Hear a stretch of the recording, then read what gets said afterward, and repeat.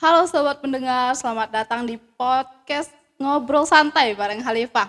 Nah, pada topik kali ini kita akan membahas hal yang sering kita hadapi di dalam kehidupan sehari-hari tapi kita nggak sadar gitu. Apa topiknya? Topiknya itu sistem komunikasi kelompok. Nah, biar nggak sendirian, aku udah ajak temen aku nih. Boleh perkenalkan dirinya dong? Hai semuanya, aku Paulina Rizky. Senang banget nih bisa diajak ngobrol di sini. Topik hari ini menarik banget ya. Apalagi kita sering mengalami komunikasi kelompok ini di kehidupan sehari-hari. Bener banget. Yuk kita bahas sedikit demi sedikit apa sih sistem komunikasi kelompok itu? Sebelum masuk ke dalam, menurut kamu komunikasi kelompok itu apa sih? Kalau menurutku, komunikasi kelompok itu proses bertukar informasi antara beberapa orang yang punya tujuan yang sama, kayak diskusi bareng atau rapat tim. Nah, bener banget. Dalam hierarki kelompok, komunikasi kelompok itu ada di antara tengah-tengah. Di antara antar pribadi dan komunikasi massa. Biasanya dipakai buat kerja bareng, diskusi, atau pembelajaran.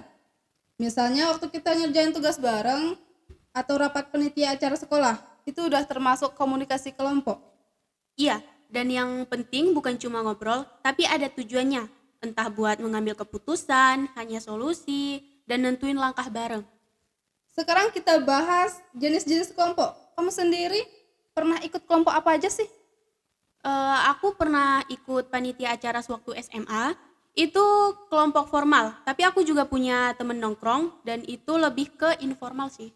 Nah, itu contoh yang bagus. Jadi, kalau berdasarkan struktur, ada dua, yaitu kelompok formal, kayak rapat kerja atau komite, dan kelompok informal, kayak teman nongkrong atau hobi. Kalau dari tujuan bisa kelompok tugas, kelompok sosial, atau kelompok belajar. Lalu dari keanggotaan ada primer kayak keluarga dan sekunder kayak rekan kerja.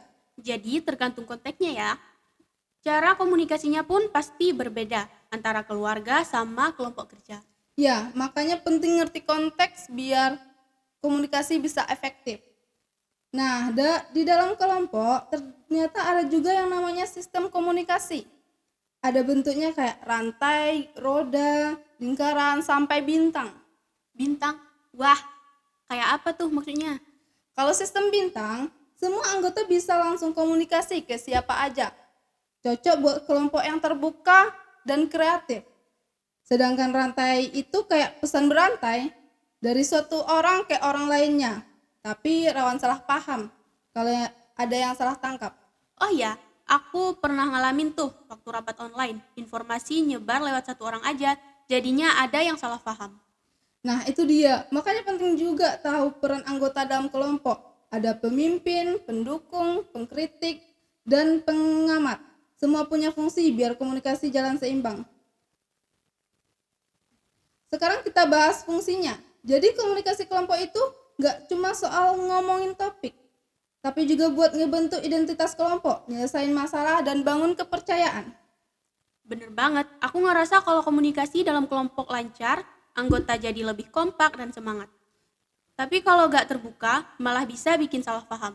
Iya, apalagi kalau ada anggota yang tak mau ngomong. Padahal partisipasi itu penting supaya semua suara didengar. Tapi tentu saja komunikasi kelompok nggak selalu mulus. Biasanya ada hambatan. Kamu pernah ngalamin nggak? Pernah, kadang ada satu orang yang dominan banget, yang lainnya itu susah masuk. Atau malah kebalikannya, gak ada yang mau ngomong sama sekali. Nah, itu masuk ke hambatan kayak dominasi individu, konflik, atau perbedaan persepsi. Belum lagi kalau komunikasi lewat online. Ekspresi muka nggak kelihatan, sinyal putus-putus, bikin pesan nggak nyampe-nyampe. Betul banget, kadang hal kecil kayak emot atau nada bicara aja bisa bikin salah paham. Terus menurut kamu gimana biar komunikasi bisa lebih efektif? Kalau menurutku sih harus ada aturan yang jelas dulu. Kayak siapa yang ngomong duluan, gimana cara kasih pendapat tanpa menyalahkan orang lain. Setuju. Selain itu penting juga buat kasih kesempatan semua anggota ngomong.